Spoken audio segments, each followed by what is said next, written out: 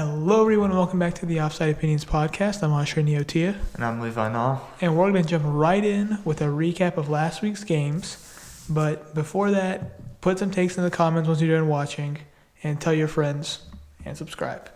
All right, let's get into it. Recaps. Eagles-Chargers, Monday night. Jalen Hurts, great game. This is the best game I've watched from Jalen Hurts all season long. Chargers win 22-19.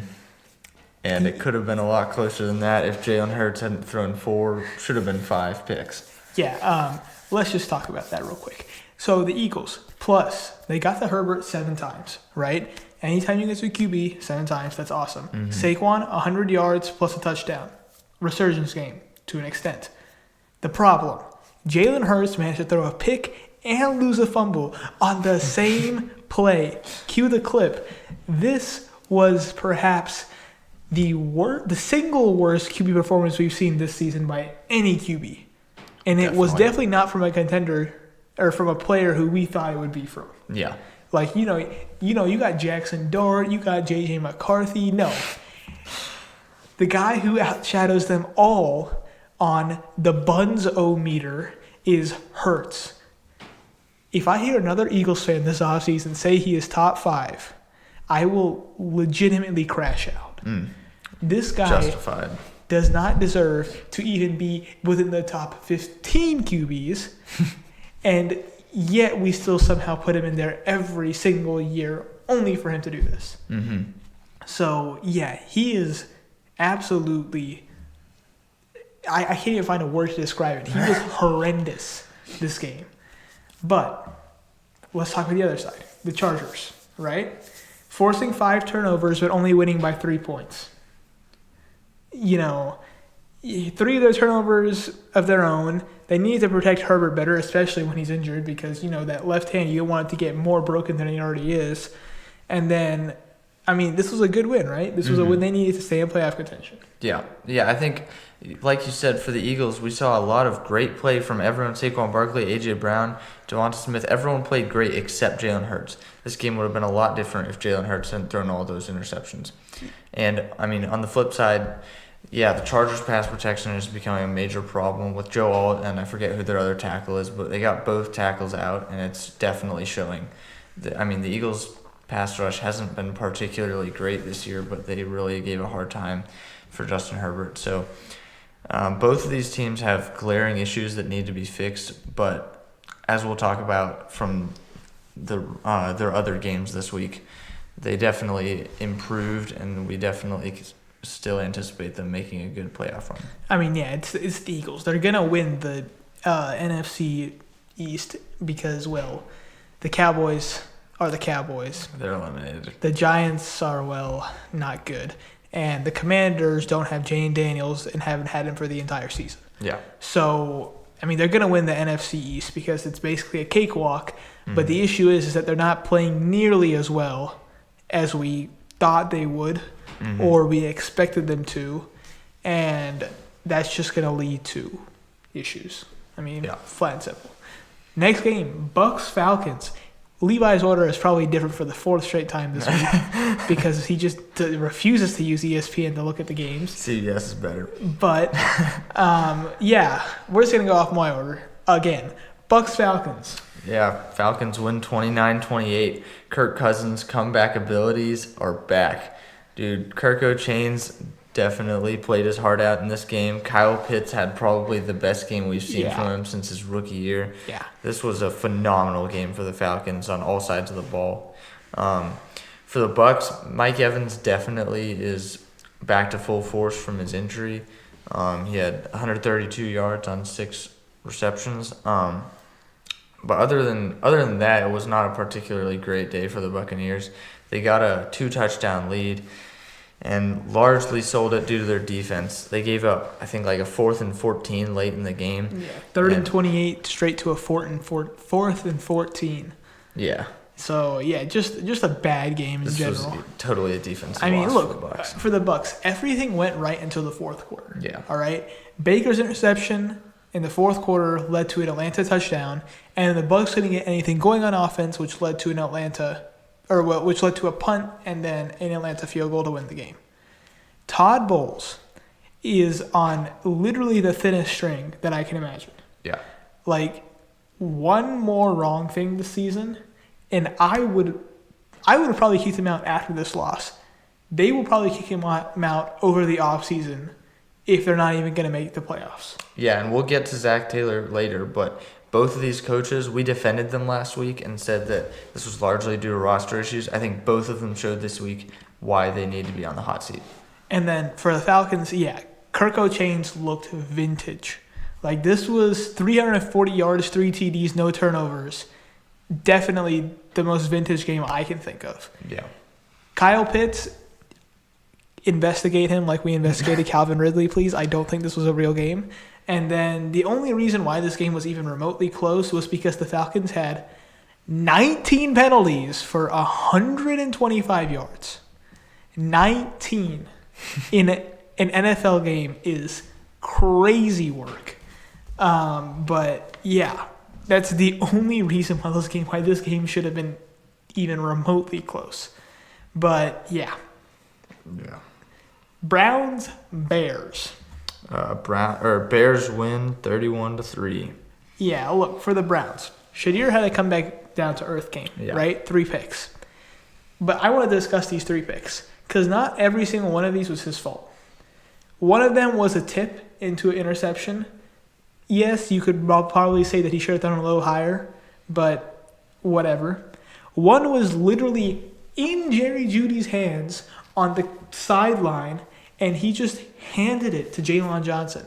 Please cue this clip because this was perhaps the best ball of the evening or of the game by Shadir, and Jerry Jeudy just gifted it to Jalen Johnson, just pure gifted. Yeah. And then the last one was just, well, if you watch this, you'll clearly see C.J. Gardner-Johnson pulled off a heck of a catch. Like, that was a really good ball from Shadir, but that was just unimaginably good defense from C.J. Gardner-Johnson. So, respect to him. Mm-hmm. Myles Garrett, I mean, he basically has DPOY locked up. Yep. He had, I think, 1.5 or maybe 2 sacks this game. He's just rolling towards the sack record week after week after week. Yep. For the Bears, the biggest question for the Bears coming into this season was the running back situation, right? DeAndre Swift, both of us, I think, agree, said he couldn't cut it, right? And this game, I mean, he looked like a true running back one. Yeah, I think he averaged 5.4 yards per carry, which I think so far this season against the Browns, most running backs have been in like the 3 yard per carry range. So this was definitely a great breakout game for him. Yeah, and I mean, they did the expected, right? You're expected to beat the Browns. Yeah. I mean, definitely the pass game for the Bears was a little bit slow, but like you said, the run game definitely showed that they can do the job. Yeah. One issue for the Bears was the deep passes. Isaiah Bond had 2 40-yard receptions, which really didn't help Cleveland at all. Yeah. But still, I mean, they need to tighten up the deep pass protection a little bit. But yeah, I mean, for the Bears, this was pretty much a near perfect game. Mm-hmm. Bengals, Ravens. Ravens win 24-0. Which this guy was at up in Cincinnati. It was freezing. So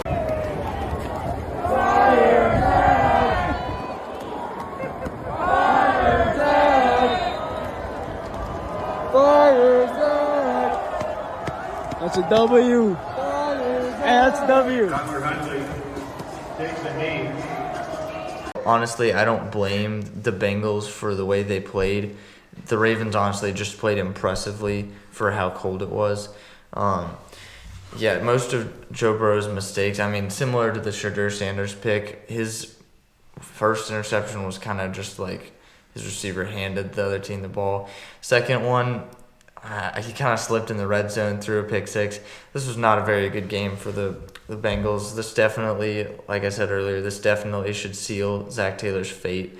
A horribly called game.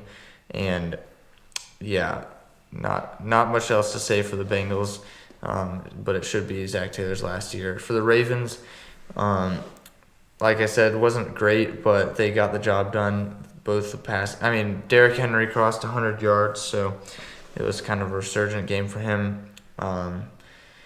and the defense did a great job shutting out the Bengals. Yeah, I mean, look, with the playoffs basically on the line, Joe Burrow, not that it's completely his fault, like Levi said, but he did fold, right?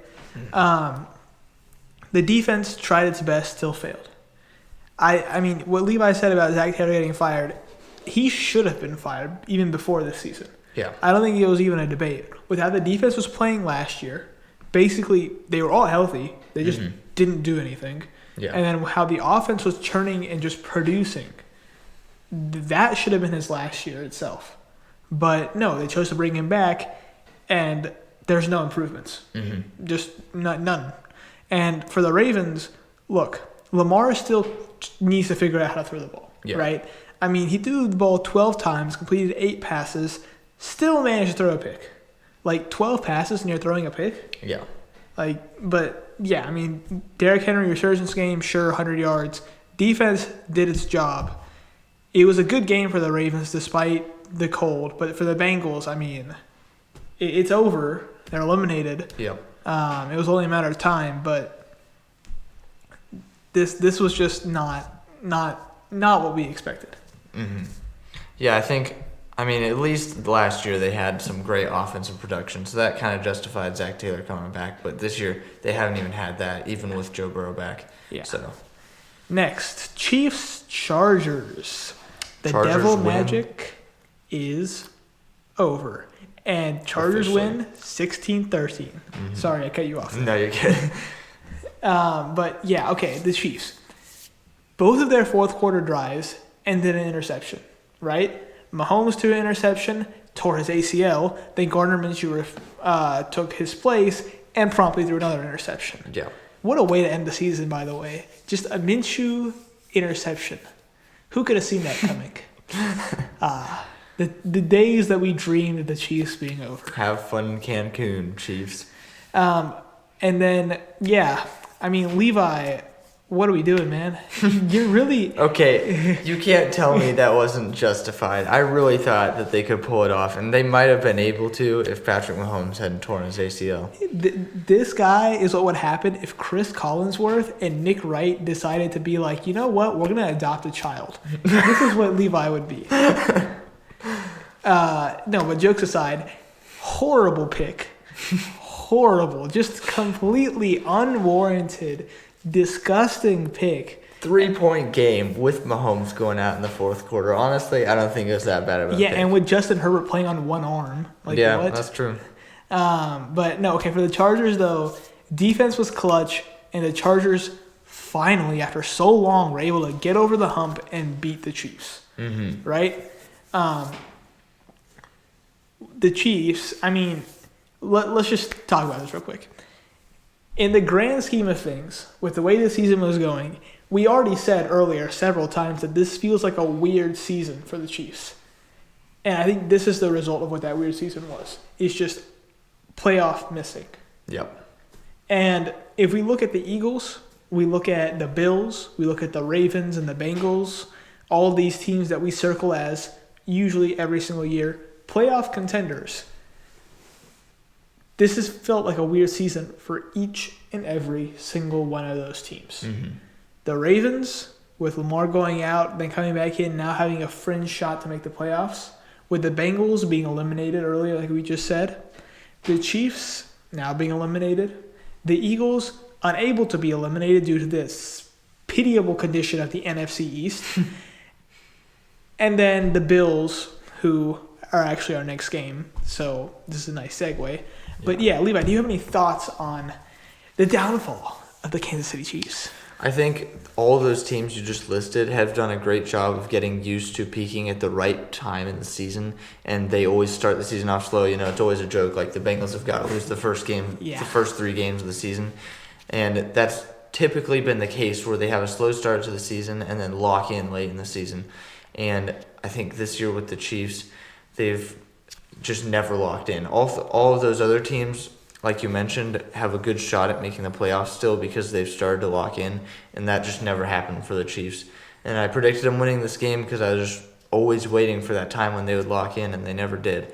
So, honestly, it was pretty surprising, but It had to happen at some point with how lazy they've gotten in the regular season. Yeah, I mean, look, Travis Kelce still was the leading receiver for the Chiefs. Mm-hmm. So it wasn't like they just weren't locked in. It was just they just couldn't score. Yeah. I mean, the entire game went through, and they just, mistakes upon mistakes upon mistakes. Mm-hmm. And really, that's what happened. Patriots, Bills. Now, of course, we're going to say Patriots on Fraud Watch, but Levi, what's the score? Bills win 35-31. Yeah, all right. The Patriots, they just fell apart in the second half. Yeah, I think it's definitely time to talk about Travion Henderson because his stat lines are incredible every game. He had 148 yards and 2 touchdowns. But the problem is he can rip off these huge, 65-yard runs for a touchdown, but on the average down, he cannot get anywhere. Kind of like a Jahmyr Gibbs-esque player. Yeah. And that really messed up the Patriots because it wasn't a perfect day for Drake May, especially in the second half. Yeah. He was having a lot of troubles, and Travion Henderson was just not able to help him out. Yeah. I mean, look, the Patriots, they just fell apart in the second half, right? Yeah. Travion Henderson, like he just said, they ran all over the Bills. But the loss apart, the Bills' biggest flaw was just exposed by the Patriots. And that's the inability to defend the run. Mm-hmm. Especially the times when, not your average down, but the times when it just gets to a big play. Yeah. They have no answer. Because, look, the Patriots didn't throw for a single TD. Mm-hmm. They rushed for 4 of them. Drake May ran for 2. Travion Henderson ran for 2. I feel like if the Bills are going to make a legitimate shot at the title, now that their kryptonite is out of the playoffs, they have to find a way to defend the run, which they are unable to do. Yeah, this was a very typical Josh Allen comeback, and I don't blame the Patriots defense for falling for it. They had a huge lead, and when you're up that big and it doesn't look like the Bills are able to do much, Josh Allen can really catch you by surprise. So I don't think the defense is the problem here. I think it's the fact that the Patriots' pass game just wasn't getting anything going. I think that's going to be the problem in the playoffs. Yeah, and then also, look, for the Patriots, we already know they've had a cakewalk schedule, right? Yeah. So, yes, we blew things slightly out of proportion. But this was their one chance to prove that they are legitimate contenders.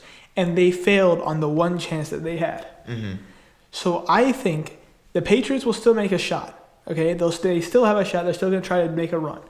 But AFC Championship game is the farthest I believe this Patriots team can make it. I don't think they're going to make the Super Bowl now. I'd be surprised if they even made the AFC Championship. They honestly, like we were saying earlier, the typical AFC giants have peaked at the right time, including the Bills, and the Patriots, it seems they've peaked too early, and their lack of experience is starting to show. I don't know if he even peaked, though. That's the thing. Because they beat the Bills earlier in the season, so that's more what I was referring to. Okay, in terms of that, sure. Yeah, fine. Next game. Oh, the Slumfest. Giants-Commanders. Commanders win 29-21. Not really a slumfest, but just more of a mistake-prone game was what this was. Yeah, this was a lot of bad play calling by the Giants. They would get these turnovers or they'd get this great field position, and like they have all season, they'd fail to end up in the end zone, and then Younghoe Koo would miss the field goal. And that's been the Giants' entire season. That's why they have the terrible record they do. Because Jackson Dart is phenomenal, Cam Scatterby, Tyron Tracy, Wan'Dale Robinson. They have so many great players, but the terrible play calling and Younghoe Koo being awful is ruining them. POV, you fired Brian Dable before it was his time to be fired. The Giants. 2 missed field goals, 2 turnover on downs. Dart got banged up, and they gave up a punt return touchdown and a 55-yard interception return. That just seems like a great way to lose. You missed 2 field goals. Then you decide to go have 2 turnovers on downs because you're like, I can't trust my kicker anymore. And then you just managed to get your QB injured. And then you're like, yeah, we still fired our coach 3 weeks ago. It's been a great season out here. 2 missed field goals as an NFL kicker? Really? Yeah, Younghoe Koo, you better not be in the NFL next year. But whatever. They didn't lose just because of those 2 field goals. Sure, that's 6 points off the board, but they lost by 8? So they needed a 3rd field goal. Yeah. They needed one of those turnovers on downs to be a field goal. What? And then for the Commanders, I love their backfield. The Mariota, Cross Camara, dual threat QB RB scenario, I think is a plus. Yeah. I think that's kind of dangerous too. Yeah, I think whenever Jaden Daniels comes back, I don't know if you're going to want to keep doing that, though. I hope Dan Quinn doesn't rely on Jaden Daniels to do that because he's shown he's definitely too fragile to run as recklessly as Marcus Mariota is able to. But for now, it's working out great, yeah. Yeah, and then I would dedicate this win of the Commanders to their and the Giants' special teams because both of them appeared to just go completely bonkers, one in the right way and one in the wrong way. Amen.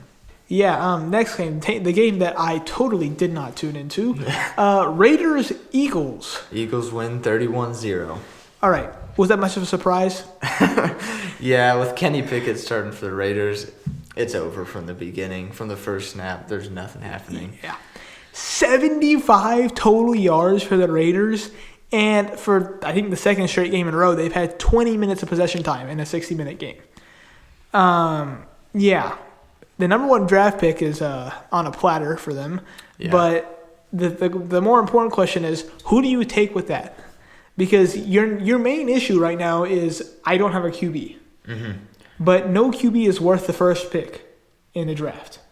So what do you do? I think what they should do here is they should trade down with a different team who might need a quarterback. Honestly, the Rams might not be a horrible, although like you said, number one pick isn't really justified with QB right now.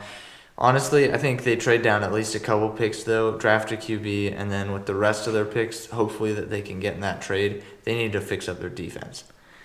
Yeah, I mean, yes, but the Raiders really last year, this is kind of surprising, but they had an option to get Stafford. They did. If they were willing to give a first or second round pick, I think, or both, they could have had Matthew Stafford. Instead, they were hung on a third round pick. Now, in hindsight's 2020, of course, that looks like a terrible GM move.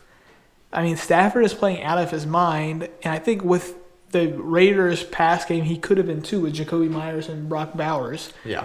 But yeah, just a bad GM move in general there. Mm-hmm. For the Eagles, no, you can get off your high horse. Jalen Hurts is still not a top 10 quarterback despite having 180 yards of offense and 3 touchdowns. Okay, one good game against the Raiders does not equate one bad game against the Chargers. Yeah. Enough said. Pretty much. This was a pretty uneventful game for the Eagles. Cool. Jets-Jags. So the Jaguars win 48-20. That's right. So this game, the Jags took care of business early. They got the lead right away, and they never looked back. And the Jaguars have shown they're really good at that this year. And, I mean, while we've seen they can take care of bad teams, I'm interested to see late season while they're kind of getting into the rhythm whether they can beat some good teams. I can't. Do you know if they play the Texans again? I don't think they do, but that would be a great way to test the Jaguars against a really good defense. But yeah. Other than that, this was a pretty easy game for the Jaguars. For the Jets, like with the Raiders with Kenny Pickett, they were doomed from the beginning with Brady Cook. I don't think he had 3 picks, but I don't think you can blame the loss on him. Oh, they don't play the Texans. No, they do not play the Texans again. Darn. But next week they play Denver, and then after that they play Phillip Rivers, and then after that they play Tennessee.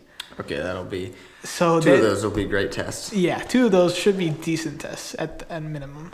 So, yeah, the Jets were definitely pretty much cooked from the beginning. I mean, yeah, if your quarterback's name is Brady Cook, I'm expecting you to be cooked anyways. Yeah. But yeah, Brady Cook is still not the answer. I mean, they started him for 2 straight weeks. 2 straight weeks, he's thrown like 6 picks. There's no answer to Trevor Lawrence either, because he had not 1, not 2, not 3, not 4, not 5, but 6 total touchdowns. Brees could not do anything, and the Jets fired their defensive coordinator. For the Jaguars, they're going to find a way to lose to the Broncos because they beat up on the Jets' defense, and they're going to get, overconfident. I think that's a fair take. Yeah, that's fair.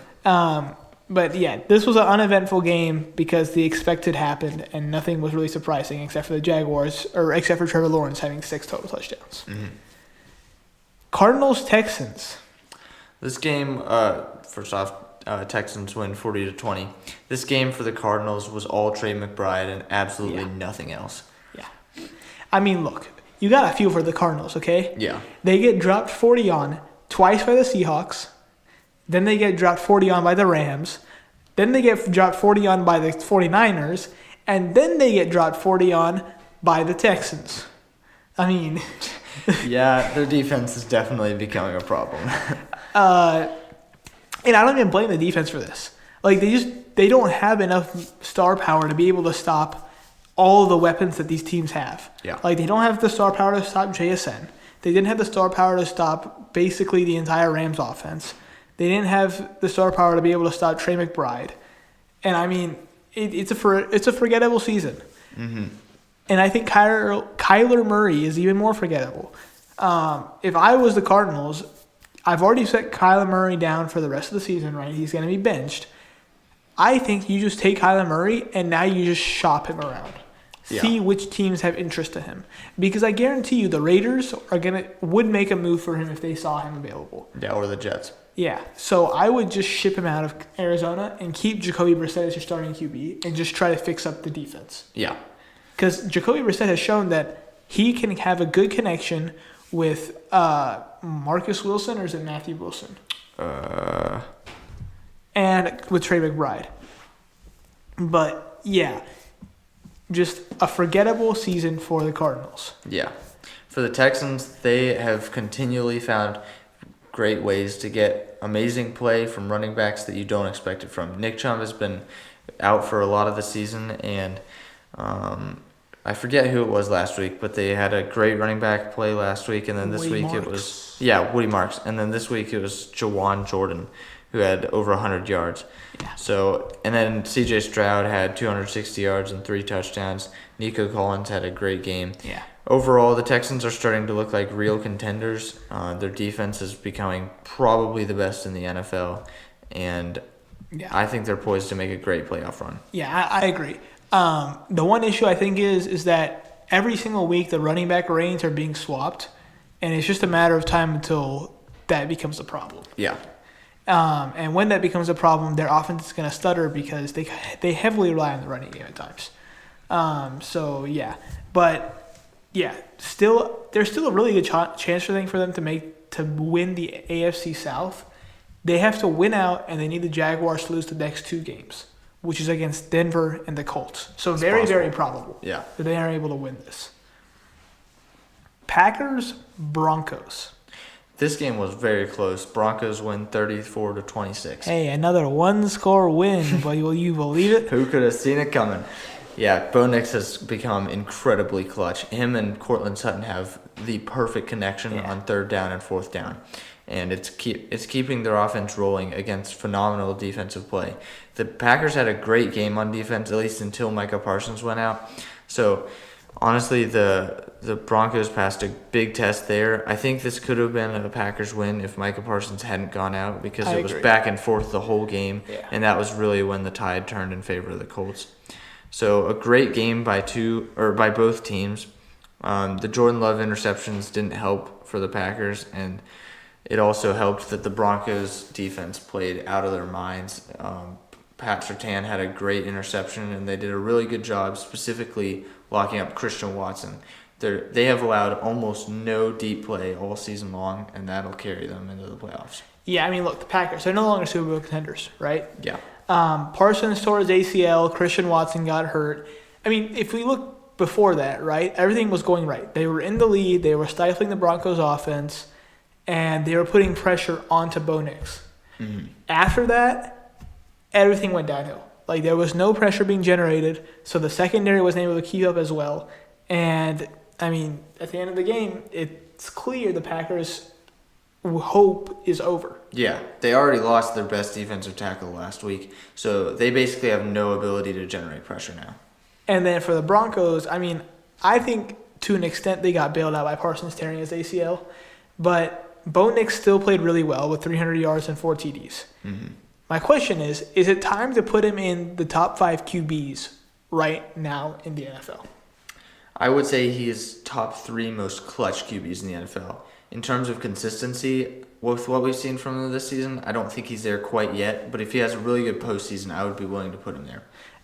For right now, I have him at like number 7, number 8 in that area. But yeah, this is going to be a question that we address over the offseason, depending on how the next 10 weeks go out. Yeah, I think the Broncos are definitely Super Bowl contenders now, though. Panthers, Saints. What are we doing? 17-20, Saints win.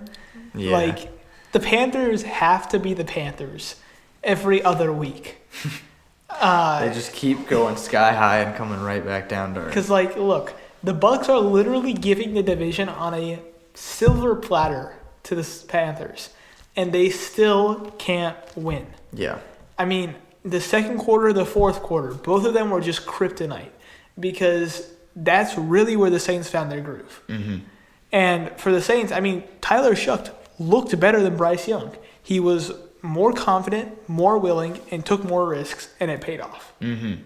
Yeah, with the Panthers, similar to the Lions this year, they've generated their entire offense off of keeping the run game going, and the Saints did a really good job of shutting that down this week, and it kind of dismantled the entire Panthers offense. Bryce Young still played all right. He still has a great connection with Tyrone McMillan and Jalen Coker, and I think they can become the top NFC South seed in team in future years. But for now, Tyler Shuck is just carrying the Saints to being better than that somehow. Like, I'm willing to say that Tyler Shuck, with a competent defense, would make a shot for the NFC South title right now. Yeah. Like, if they still had Rashid Shaheed and that downfield play ability, yeah, I think they could actually have gotten there this season. And for the Panthers, look, 11 penalties for 130 yards. Sure, it's not the Falcons' 19 penalties. Yeah. But still unacceptable if you're trying to make the playoffs. These games are must-win games, and sorry to say, they're not against great teams. They should be winning these, but they're just flat out falling apart. Mm-hmm. Titans, Niners. 49ers win 37-24. This was just the 49ers taking care of business as usual. I'm pretty sure most of the Titans' points were in garbage time. Makes sense. And the 49ers were just dominating the whole game. Brock Purdy might have had the best game of his career, at least regular season-wise. 295 yards, 3 touchdowns, and a bunch more on the ground. And Christian McCaffrey, George Kittle went off as well. And for the Titans, I think it's time to say this might have been Cam Ward's fault. He missed a lot of key throws where there were receivers wide open, and he just missed them. And those are throws you have to make. And he had it last week against the Browns too, where he would have receivers open downfield, and he just couldn't connect. So right now, the only one producing on the entire Titans offense, really on their whole team, is Tony Pollard somehow. Which is crazy to say. They played a basically perfect game, right? The Titans. Just looking at the box score-wise, like, you don't really see them doing any, like, wrong things except for a missed field goal. But really what I chalk this loss up to is skill gap. Yeah. Like, there's just there's no way for them to stop the pass game. And then on top of that, the 49ers defense, when injured, is more talented than the Titans defense when healthy. It's just not the Titans' fault. It's just there's nothing that the players can do about this. It's all management stuff, which they've been screwed with this year. Yeah. And then for the 49ers, I mean, Purdy plays out of his mind, right? Like what he just said, except for the fumble that he had. And they controlled the ball most of the game, and they just were able to get a win because the Titans didn't have any answers for them. Yeah, I think, honestly, we could see the 49ers being, like, sneaking into I don't think they're going to win the NFC West, but they're definitely going to sneak into the playoffs, and I think they can win a couple of games, if not go deep. I don't think they'll go deep because the thing with the 49ers is whenever they play a really good team, they end up losing just because the defense can't hold it up. Yeah, I think they should have Fred Warner coming back in time for the postseason, so that'll definitely help them out a lot. But yeah, he's probably going to be rusty. He's definitely going to be rusty. Yeah, we'll see. Colts, Seahawks. Seahawks win 18-16. Well, let's address the elephant in the room, Phillip Rivers. All right? beer-bellied Phillip Rivers too. Look, Rivers played okay, right? Yeah, I think it was pretty good. A touchdown, an interception, a few 100 yards or so, whatever it was. 120 yards. You can't. They were never going to rely on Phillip Rivers in the first place, right? Like they know they can't do that. Instead, I think that what the hope probably was is, let's just hope that this guy can get us to the postseason, safe and sound, just by playing mid at best. And the defense carrying him from there. Exactly. But the issue is that when the defense is going to sell you at the end of games, there's not much that the QB can do about that. Yeah. I would say the Colts played incredible football in this game, given the circumstances. I mean, it was an away game, brand new quarterback who hasn't played in 4 years. And I think they did a really good job of taking a lot of the pressure off Phillip Rivers and having him just completing passes when he needed to. And I think he played pretty well in those situations. And they should have won the game. Their defense did a really good job of getting to Sam Darnold. He was under pressure the entire game. But honestly, it just came down to more experience at quarterback from Sam Darnold. In just a couple of seconds, he's able to get a field goal, whereas Phillip Rivers, it takes him like a minute.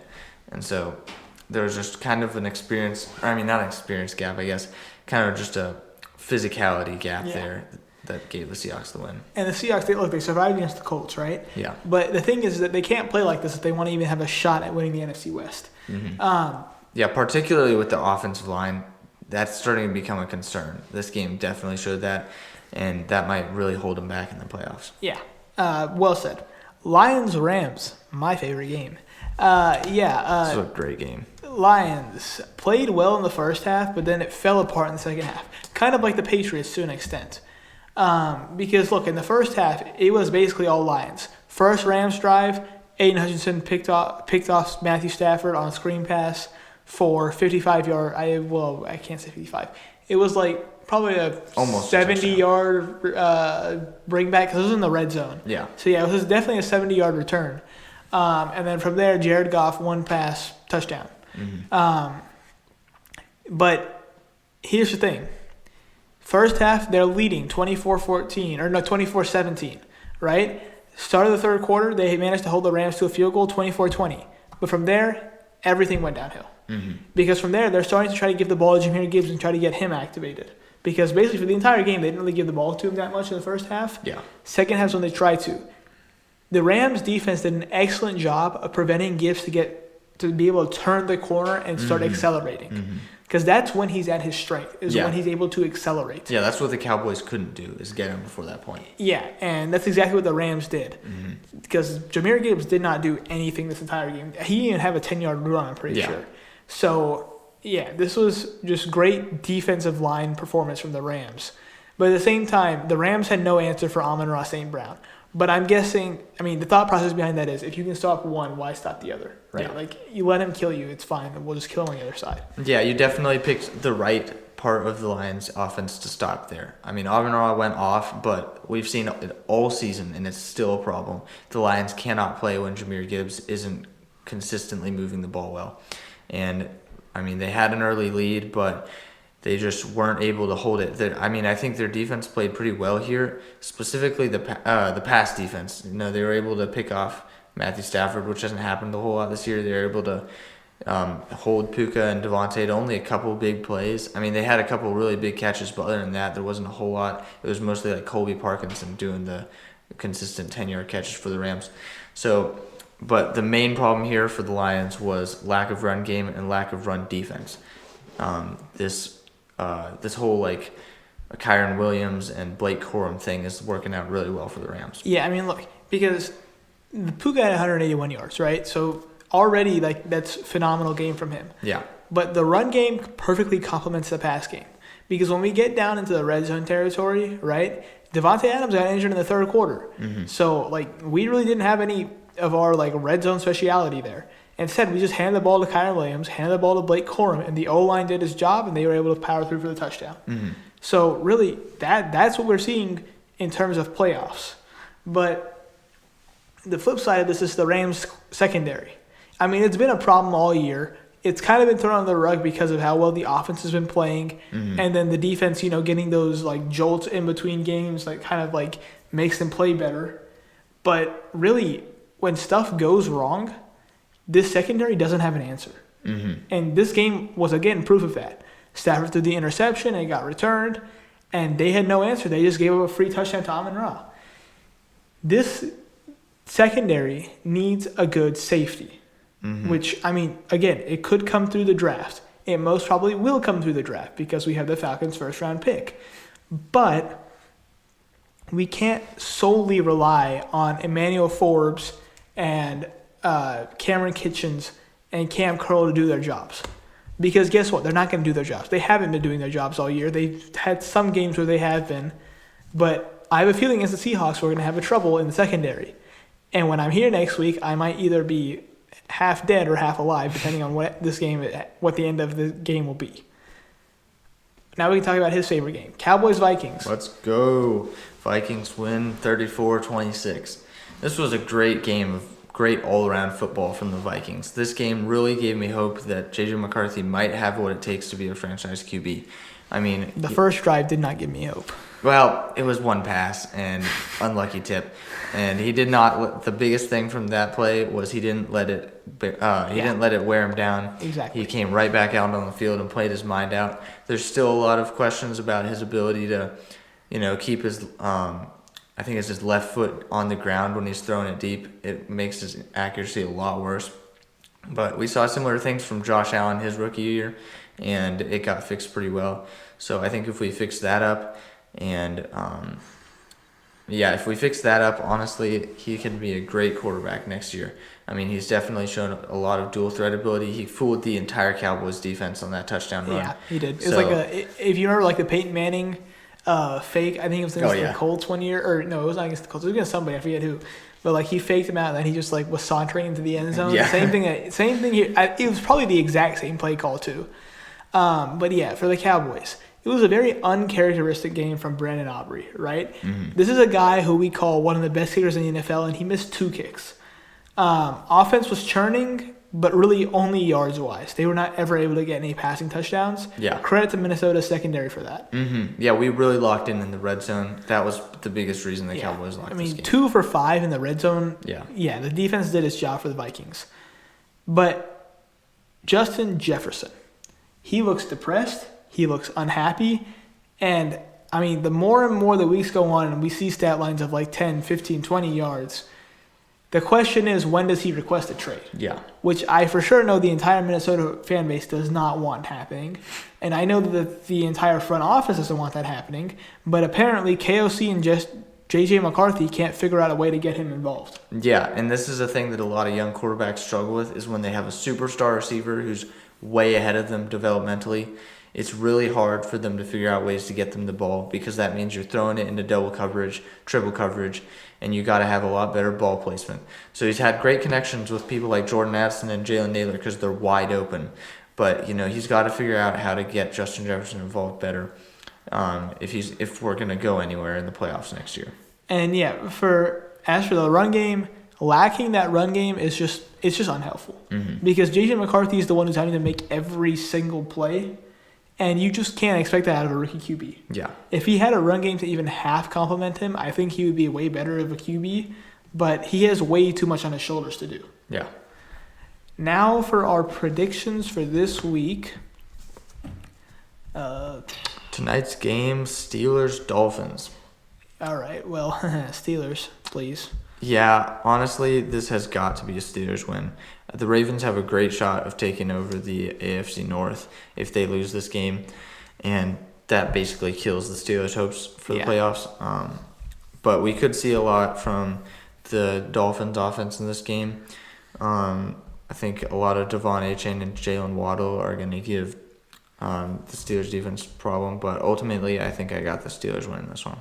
Yeah, I agree. I think I have the Steelers winning this one too. I just think it's at Seattle, right? Yeah. And the Dolphins in the cold in opposing territory against a team that, is really good when it needs to be. Mm.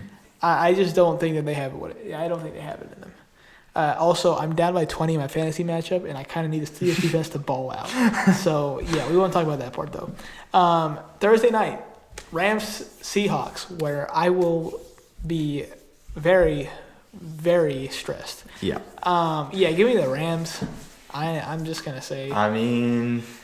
We know how the Rams play on Thursday night. Well, I mean, hey, Seattle also has to play on Thursday night this time. Yeah. And frankly, all we have to do is generate pressure, and we'll be able to win this game. Yeah, no, we've seen how Sam Darnold struggles against people like Jared Verse, unfortunately, in the playoffs last year.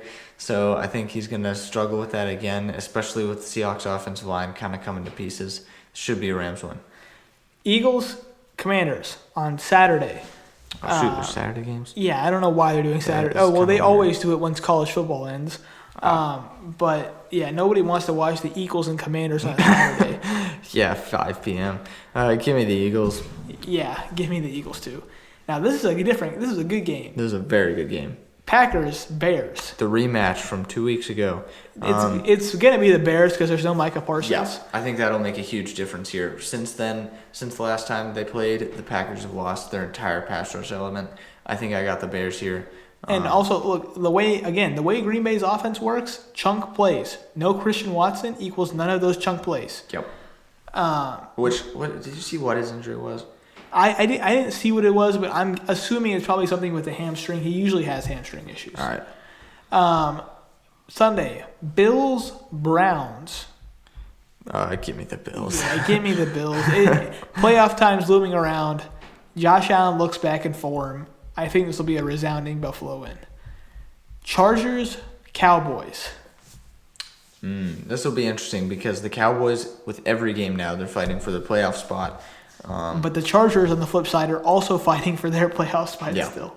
So this is a very good game. Mm-hmm. I do think that the Chargers are going to outlast the Cowboys here, but it definitely will be a very close game. I think it even might end up being a shootout towards the end. Mm-hmm. So give me the Chargers. I got the Cowboys. Cowboys, the shootouts are their specialty, and I think they're going to win that one. Also, for Christian Watson, he has a shoulder injury, and he is expected to still play against the Bears.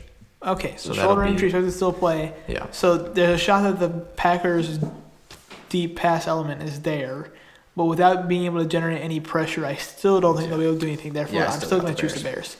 Okay, Chiefs, Titans. What would be funny Mahomes. If you get eliminated from the playoffs and then the next week you lose to the Titans. That would be awesome. So give me the Titans. Yeah, give me the Titans. This is going to be a really funny game. Bengals, Dolphins. That's actually interesting. Dolphins are still in playoff contention, but two pretty bad teams. They're in the fringes of playoff contention as possible. Yeah, give me the Dolphins. Yeah, I think this is going to be a resounding comeback game from Joey B. Give me the Bengals. It's possible. Oh, yeah. Yeah. Slumfest. Oh, boy. Jets, Saints. How much are the tickets? $14. So if you want to head down to New Orleans where they have great food, yeah, you can watch the Jets, Saints for $14 in a pretty nice Superdome. Mm-hmm. Give me the Saints. Give me the Saints coming off a hot win against the Panthers. All right. Minnesota. Now this will be interesting. New York. Two very dynamic, very injury-prone, but very dual-threat young quarterbacks. And honestly, I think just because the Vikings have the better coaching, we're going to win this one pretty easily, but I predict this one being closer than it should be. It's at MetLife. Yeah. So I'm just thinking, well, who's ACL going to play? Yeah, who's going to get injured in this one? I'm guessing it's probably going to be either Jackson Dart or J.J. McCarthy. Yeah. And it's going to be J.J. McCarthy. If it's J.J. McCarthy, now give me I'm the Giants. scared. if it's Jackson Dart, then give me the Vikings. And if we assume that everybody's staying healthy, then give me the Vikings. Yes, the fight for the NFC South. This should be flexed to primetime, but Tampa Bay and Carolina. Oh my gosh, this is going to be an awesome game. Give me the Panthers. The Buccaneers defense has had absolutely no answer to any sort of pass game whatsoever, and the Panthers have really been unlocking that lately. Yeah. Here's the thing. The Bucs, Todd Bowles knows his job is on the line here. And I think a man that knows his job is on the line is going to outcoach anybody in the league. It could be the best team, it could be the worst team. And that's why I'm going to pick the Bucs to win this one.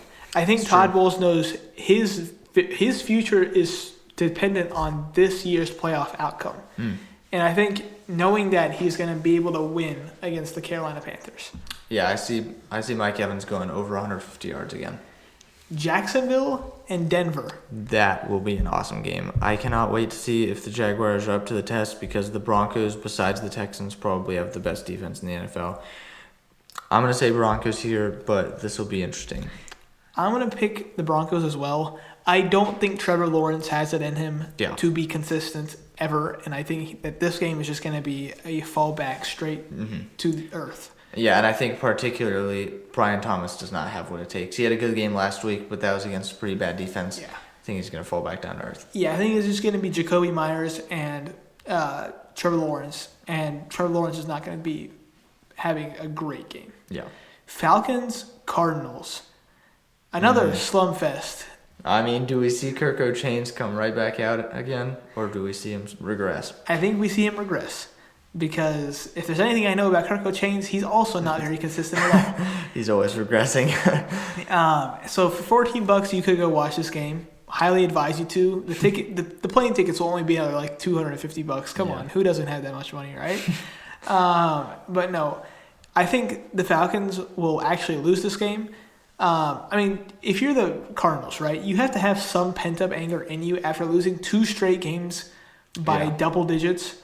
And I think that pent-up anger is going to come out this game. Yeah, I think the Falcons are still going to win this one. Even if Kirk O'Chains falls off, they have the better defense here. I got Falcons.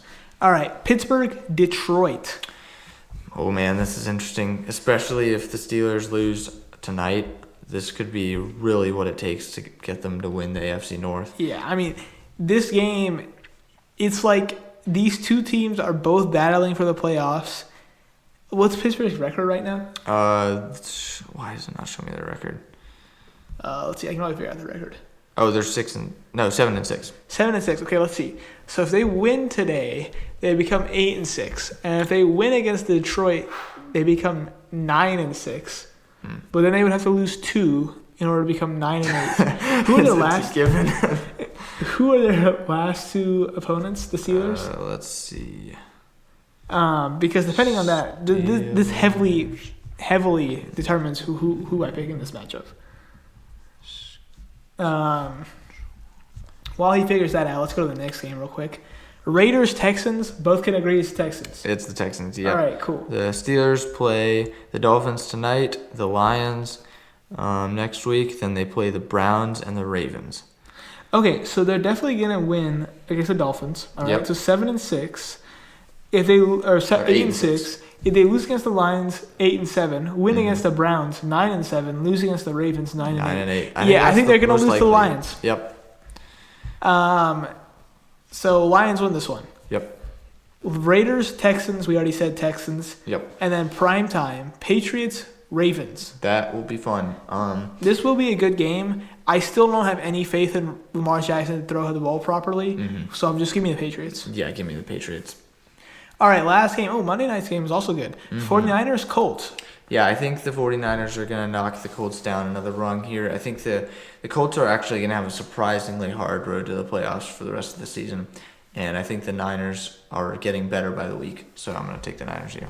I'm going to choose the Colts here. I think everything's on the line for them at this point, and they know that, and they're going to have to find a way to ball out for that. And I think that's why they're going to win this game. Yep. All right, so. Any hot takes? 2 hot takes from YouTube. First one, Joe Burrow will only win a Super Bowl if he leaves the Bengals. They are wasting his prime. I think that is very likely because even if they fire Zach Taylor, it's going to take time for the coaching position to settle a little bit. And as of right now, he just hates being in Cincinnati. His morale is way down. I think that if he stays with the Bengals, it's going to take until his prime is over for him to get back to kind of normal, especially if they fire Zach Taylor. So I think he's got to get traded, and I really hope he gets traded to the Vikings. This guy. Okay, yes, I agree with the take. I think he has to leave the Bengals. Yeah. Because the front office has clearly shown we don't care about the defense whatsoever. And I think it's just not going to – you can't win a defense without a champion. You can't win a championship without defense. Yeah, I call that a mild take. I would not say mild. I feel like there are people who would disagree with this. I would say probably hot, but not like spicy or extra hot. This one's definitely a mild take. Deshaun Watson is a better person than he is a football player. That's how bad of a player he is at the moment.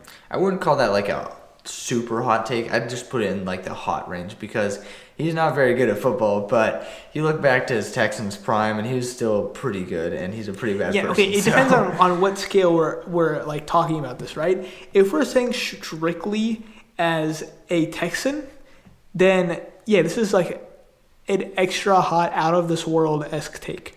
If we're talking about him strictly on the Browns, this is a mild take. Yeah. And if we're talking about his entire career, taking a look at that, this is a hot take. So, yeah, I think he for sure is a better person than he's a football player. But many people won't want to say that out loud. Yeah. But, yeah. So, I think that's all we had from YouTube. So, really quickly, let's get into a little Jalen Hurts here. Let's rank the top 5 QBs in the NFL right now. Let's see. I would say just from his comeback potential, I think I'm going to put Josh Allen at 1 now. At 1? Yeah. At number 1. Oh, I mean, his ability to crap. lock in at the right time is carrying the Bills. I think the Bills' success is partially due to some help from James Cook, but mostly it's Josh Allen at this point, and I think he deserves credit for that. Okay. Yeah, I disagree with number 1, but whatever. Number 2, I would still put Drake May at number 2 just because of his insane accuracy so far this season. I think he's in like 72% accuracy range or something out of this world. And also against the Bills, we saw a lot of ability to read the field and rush the ball. So even though he kind of fell off in the second half, you can't deny the stats. You can't deny the record. I think we'll have to wait and see for my final picks until they get in the playoffs and see what he can do there. But for now, I'm going to have him at number 2. Okay. Number 3, I am going to say... I got to think about the rest of my 5. I'm going to say Matthew Stafford at 3. I think it's definitely questionable between him and Drake May for number 2.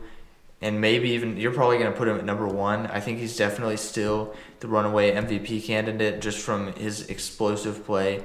I think primarily the reason I put the other 2 ahead of him is their ability to be very clutch. I think, honestly, I might move him to 2 just because Drake May's schedule has been pretty easy. But there's also been a lot more help with Matthew Stafford from Devontae Adams and Puka Nacua than Drake May's had. For number 4, I'm going to say Dak Prescott. I think most people wouldn't put him in top 5 just because of his record and the place they're at season-wise, but his numbers are there. He's been playing out of his mind. I mean, he's basically Joe Burrow from last year where he's carrying his team to any chance at making the playoffs. I agree. So I feel like that's fair. And then number 5, I would say number 5 is a toss-up between Sam Darnold and Bo Nix. I honestly can't decide between the 2 of them. Okay, so my top 5 is Stafford at 1. Okay, fair. Big surprise. Josh Allen at 2. I agree with your reasoning behind putting him at 1, but the place where I disagree is, yes, he's been phenomenal throughout the entire thing, but the stats, he just doesn't have the stats. Yeah. Because like if we look at his total yards, like running and throwing combined, Stafford is only still like 200 yards behind him. Yeah. And that's just through throwing because he doesn't ever run. Yeah. So, yeah, it's just been an absurd season for Matthew Stafford. And then number 3, Drake May for sure. Mm-hmm. I have Prescott at 5, actually, because at number 4, it's a bit of a toss-up for me at number 4. I think there's an argument to be made for Jared Goff to be put there. As much as I don't want to put Jared Goff there. I'm never going to put him in top 5. I mean, I would not like to put him in the top 5, don't get me wrong. But seeing how he played on Sunday, I mean, there's a legitimate argument to be made there. And then there's also a legitimate argument to be made for Bo Nix being at 4 over Dak Prescott. I feel like a lot of people would probably agree with that at the moment. Yeah. There definitely isn't a lot of other people. I mean, there's an argument for Justin Herbert to be in the top 5. But yeah, it's kind of a toss-up between like Bo Nix and Justin Herbert and who did I just say? Dak Prescott. Yeah, Dak Prescott for 4 and 5. But yeah, those are our top 5s. So yeah, thanks for tuning in, y'all. We should see you back next week, provided both of us don't just disappear off the face of the planet. Depends on Christmas plans. Yeah, but thanks for tuning in. Tell your friends about us. We'll see y'all next week. Thank you. Have a Merry Christmas. See ya.